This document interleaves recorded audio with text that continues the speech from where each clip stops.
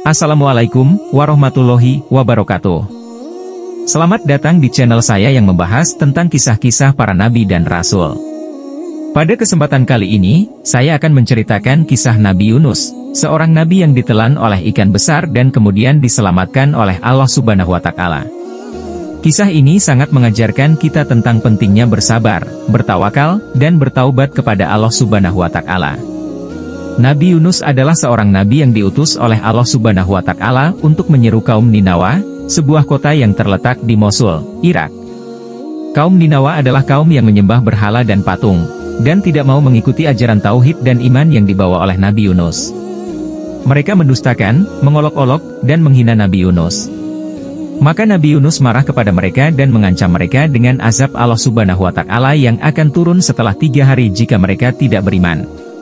Namun, Nabi Yunus tidak sabar menunggu azab Allah Subhanahu wa Ta'ala turun, dan ia pergi meninggalkan kaumnya tanpa izin Allah Subhanahu wa Ta'ala. Ia berangkat ke tepi laut dan menaiki sebuah kapal yang penuh muatan. Di tengah perjalanan, kapal itu mengalami badai hebat yang hampir menenggelamkannya. Para penumpang kapal bermusyawarah untuk melempar seseorang ke laut agar kapal menjadi ringan.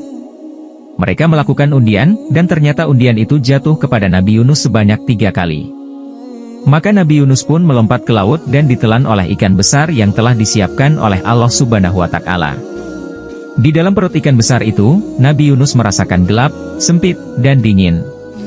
Ia menyadari bahwa ia telah berbuat salah dengan meninggalkan kaumnya tanpa izin Allah Subhanahu wa Ta'ala. Ia pun menyesali perbuatannya dan berdoa dengan penuh keikhlasan kepada Allah Subhanahu wa Ta'ala. Ia mengucapkan doa yang terkenal ini. La ilaha illa anta, subhanaka ini kuntum minadz zolimin. Tiada Tuhan selain Engkau, Maha Suci Engkau. Sungguh aku termasuk orang-orang yang zalim. Quran Surat Al-Anbiya, 87. Allah Subhanahu wa Ta'ala mendengar doa Nabi Yunus dan mengabulkannya. Allah Subhanahu wa Ta'ala menyelamatkan Nabi Yunus dari perut ikan besar itu dan melemparkannya ke daratan yang tandus.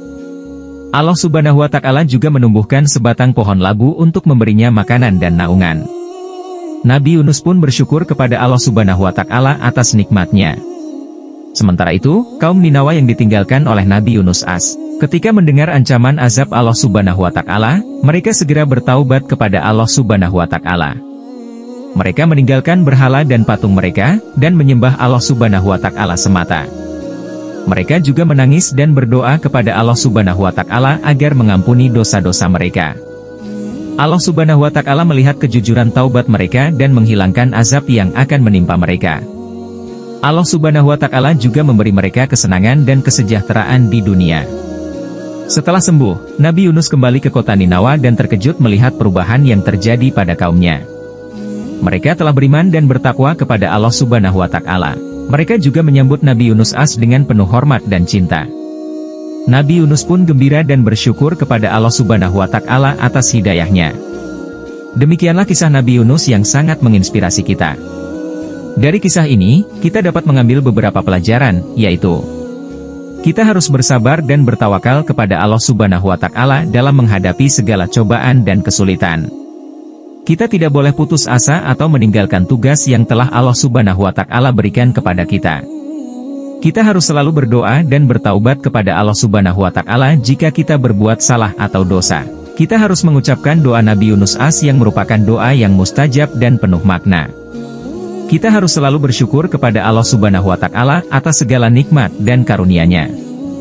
Kita harus mengingat bahwa Allah Subhanahu wa Ta'ala adalah Maha Pengasih dan Maha Penyayang yang tidak akan menyia-nyiakan hambanya yang beriman. Semoga kisah Nabi Yunus ini dapat menambah wawasan dan iman kita. Jangan lupa untuk like, komen, share, dan subscribe channel saya.